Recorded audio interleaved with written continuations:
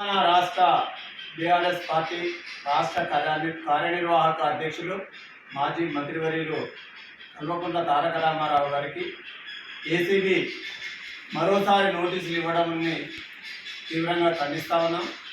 ఇది రాజకీయ కుట్రలో భాగంగానే కాంగ్రెస్ ప్రభుత్వం మరోసారి నోటీసులు ఇచ్చి ఫార్ములా ఈరేస్ కేసులో విచారణకు పిలవడాన్ని మేము తీవ్రంగా ఖండిస్తూ ఉన్నాం. ప్రభుత్వం ప్రజలకు ఇచ్చినటువంటి వాగ్దానాలు నెరవేర్చలేక ప్రజాపాలన అని చెప్పి దగాపాలన చేస్తూ ప్రతిపక్ష పార్టీ నాయకుల మీద నిరంతరం వేధింపులు చేస్తూ కాలం గడుపుతున్నటువంటి ప్రభుత్వ చర్యలను విహేయమైన చర్యగా ఖండిస్తూ ఉన్నాం.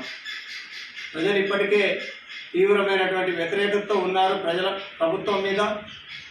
ఇంకా మీరు ప్రజలలో వ్యతిరేకత సంపాదించుకోవడానికే ఈ ప్రతిపక్ష నాయకుల మీద, కేటీఆర్ మీద, కేసీఆర్ మీద, హరీష్ రావు మీద, జగదీష్ రెడ్డి మీద ఇలాంటి తప్పుడు ఆరోపణలు చేస్తూ తప్పుడు కేసులతోటి మీరు కాలం గడపాలనుకోవడం మంచిది కాదు.